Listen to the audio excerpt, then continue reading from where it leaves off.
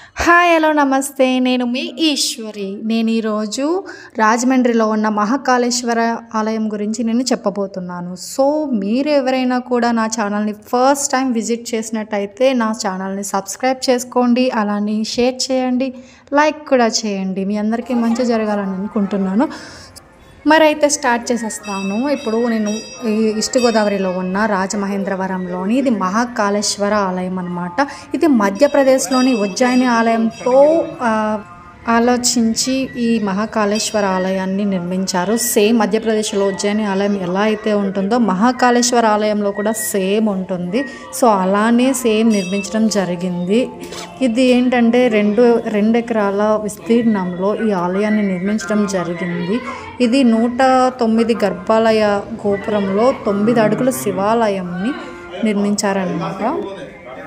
ఇది 75 అడుగుల 4 దిక్కులో కూడా రాజగోపురాలు నిర్మించారు. అలాగే 50 అడుగుల మహా మండపాలను 4 నిర్మించారు. అలాగే 4 గజ స్తంభాలు, 4 మహానందులు కూడా ఉన్నాయి దీంట్లో.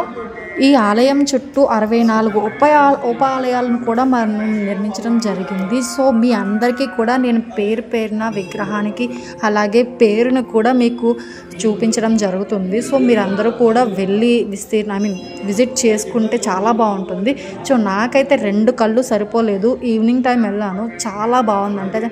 అండ్ పక్కన నేను దర్శనానికి వెళ్ళాను, ఈ వీడియోస్ తీసుకున్నా కూడా పక్కనే ఉన్న శ్మశాన వాటిక నుంచి స్మెల్ అనేది వస్తూ ఉంటుంది. మనకంటే శవాల్ని కాల్చేటప్పుడు వచ్చే స్మెల్ ఉంటుంది చూసారు, అది నాకు ఈజీగా నాకు స్మెల్లింగ్ సెన్స్ కొంచెం ఎక్కువ, బట్ నాకు బాగా తెలిసింది.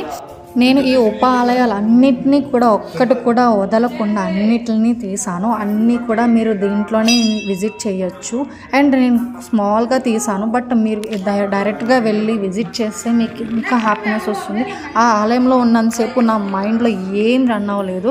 అండ్ నేను చాలాసేపు చాలా టైం నేను అక్కడ స్పెండ్ చేశాను. నా మైండ్లో ఇంకా బయట మా ఆలోచన కూడా రాలేదు, ఎలాంటి ప్రెజర్ కూడా లేదు, చాలా పీస్ఫుల్గా ఉంది. నైట్ టైం వెళ్తే మాత్రం ఆ లైటింగ్ అండ్ చుట్టుపక్కల ఉండే అంతా కూడా చాలా బాగుంటుంది.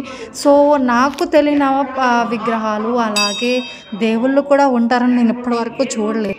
ఇందులో చాలా విగ్రహాలు ఉన్నాయి, 64 అంటే 64లో నాకు తెలిసినవి ఒక 10 ఉంటాయేమో తెలియదు, కానీ చాలా విగ్రహాలు ఉన్నాయి. అండ్ నాకు చాలా నేమ్స్ కూడా తెలియదు. సో అందరికీ కనిపించే విధంగా నేను నేమ్స్ అండ్ విగ్రహం 2 కూడా నేను తీసి పెట్టాను.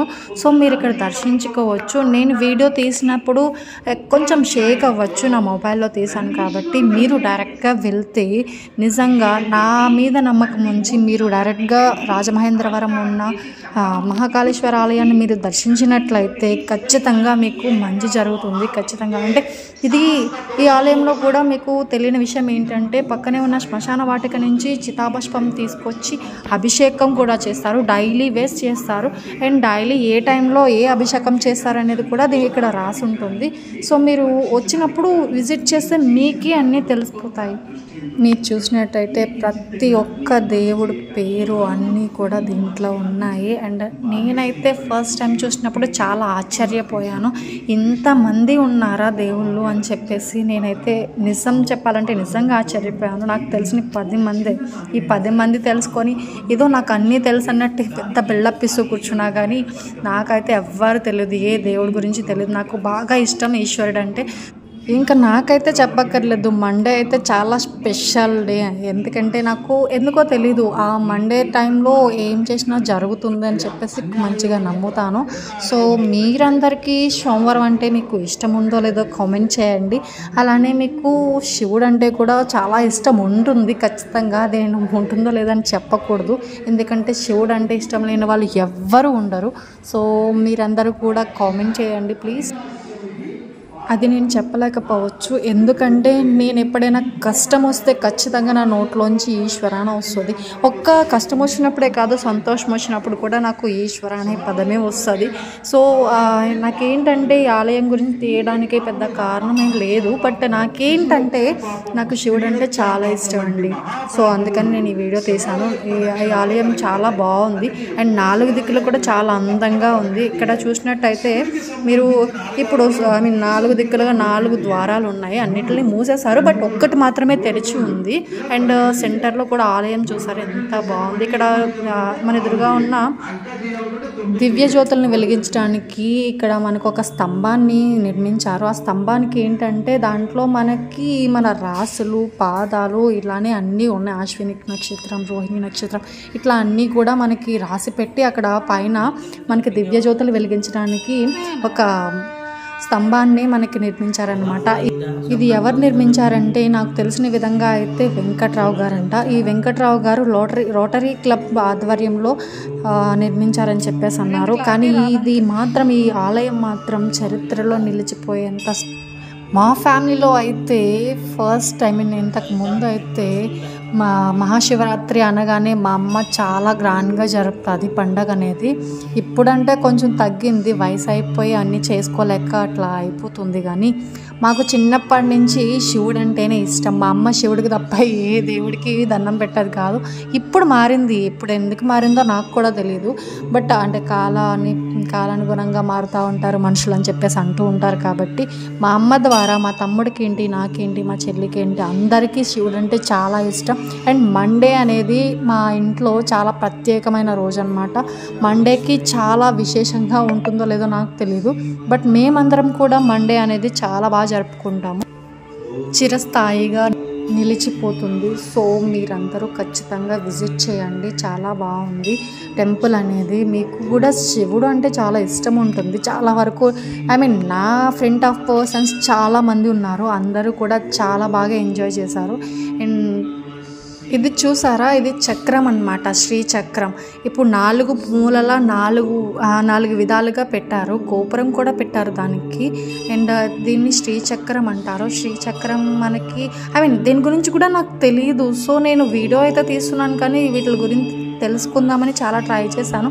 అండ్ యూట్యూబ్లో కూడా సెర్చ్ చేస్తూ ఉన్నాను అండ్ తెలుసుకుంటాను కూడా. గౌరీదేవి ఇది ఈ దేవత ఎంత అందంగా ఉందో చూడండి. ఇక్కడ ఉన్న ప్రతి విగ్రహం చాలా మనసు పెట్టి తీసుంటారు. సో చాలా అందంగా ఉన్నాయండి. అండ్ ఇవన్నీ పోస్టర్స్ అనుకుంటారు, మనం తీసే వీడియో ఎట్లా ఉందంటే పోస్టర్ ఏమో అనుకుంటారు, కానీ కాదండి, ఇది చాలా ప్లెజెంట్గా ఉన్న విగ్రహాలే అన్నీ కూడా.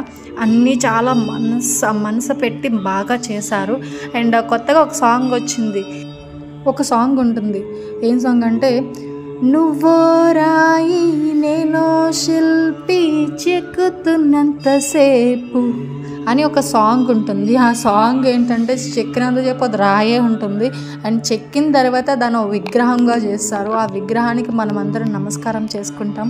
బట్ ఆ చెక్కిన వాడిని ఆలయంలోకి తీసుకోరు పూజారులు కట్ట. సో అని చెప్పేసి ఒక సాంగ్ ఉండే, బట్ అది తప్పు అని చెప్తాను ఇప్పుడున్న కాలంలో. ఇది కలియుగమా సంథింగ్, యుగాల గురించి కూడా నాకు తెలియదు. ఈ కలియుగంలో మనం ఏం చెప్పినా కూడా చెల్లుతుంది, ఎందుకంటే ఇప్పుడంతా డబ్బుతో ముడిపడి ఉన్న ప్రపంచం అన్నమాట. ఇక్కడ మనుషుల వాల్యూ అనేది కొన్ని చోట్ల మాత్రమే ఉండింది. మనీకి ఇచ్చే ఇంపార్టెన్స్ మనిషికి లేదన్నది చాలా బాధాకరమైన విషయం. నాకైతే ఇప్పటికీ చాలా బాధపడతాను, ఎందుకంటే ఒక్క కాగితము నోటుకు ఉన్న విలువ మనిషికి లేకుండా పోయింది. నేనైతే చాలా బాధపడ్డాను. అండ్ ఏంటంటే ఇది ఫస్ట్ పార్ట్ మాత్రమే, నేను సగం వీడియో తీసి పెట్టాను, మిగతా సగం నేను తర్వాత తీసి పెడతాను. సో మీరందరూ కూడా షేర్ చేయండి, సబ్స్క్రైబ్ చేసుకోండి, నెక్స్ట్ వీడియో కోసం వెయిట్ చేయండి. నమస్కారం.